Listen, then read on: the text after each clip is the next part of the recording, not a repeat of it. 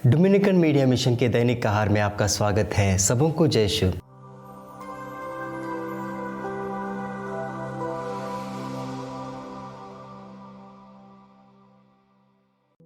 मेरे मित्रों, आपने संत यूहन्ना के सुसमाचार अध्याय 5 पद संख्या में बेथेस्दा नामक कुंड के विषय में तो ज़रूर सुना होगा। कहा जाता है कि कुंड का पानी चमत्कारी था और चमत्कारी होने के कारण अनेकों की संख्या में अर्धांग रोगी, लूड़े लंगड़े वहाँ पड़े रहते थे, इसी विश्वास के साथ कि जब उस कुंड में लहर उठेगी वे उस कुंड में पहले कदम रखेंगे और चंगाई पाएंगे। और आज का जो सुसमाचार है, इस सुसमाचार में भी एक अर्धांग रोगी के विषय में बताया गया है जो 38 सालों से वहाँ पड़ा था। जिस प्रकार की चंगाई की वह आशा रखता था उसमें 3 स्टेप्स थे। ध्यान दे, उसमें 3 स्टेप्स थे। सबसे पहला स्टेप, कब उस कुंड के पानी में लहर उठेगी।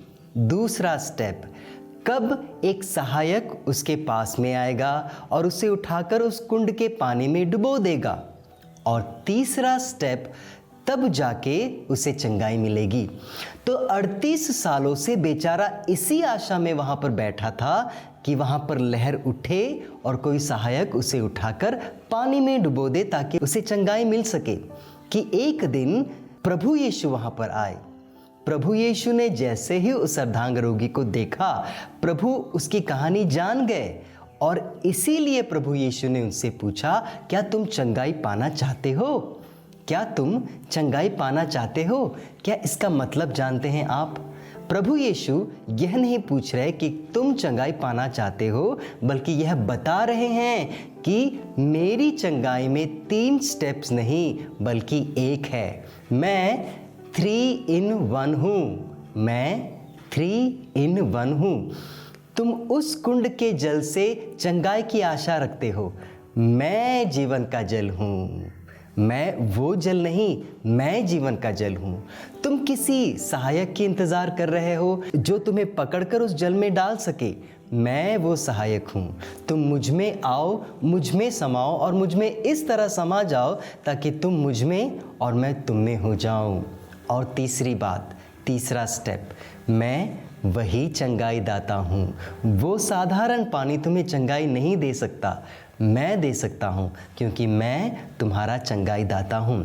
क्या आप जानते हैं कि बेथेस्दा का अर्थ क्या होता है इब्रानी भाषा में? इब्रानी भाषा में इसका अर्थ होता है दया का घर, कृपा का घर।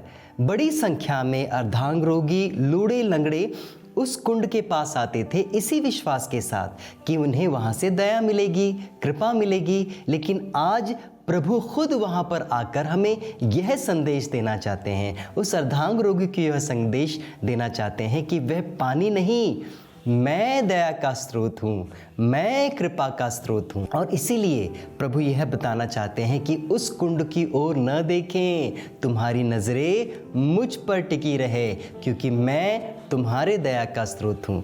आइए प्रभु के वचन को सुनते हैं। स्तोत्र ग्रंथ अध्याय 123 पद संख्या 2 में प्रभु क्या बताना चाहते हैं? प्रभु यही बताना चाहते हैं कि तुम्हारी नज़रें मुझ पर टिकी रहे।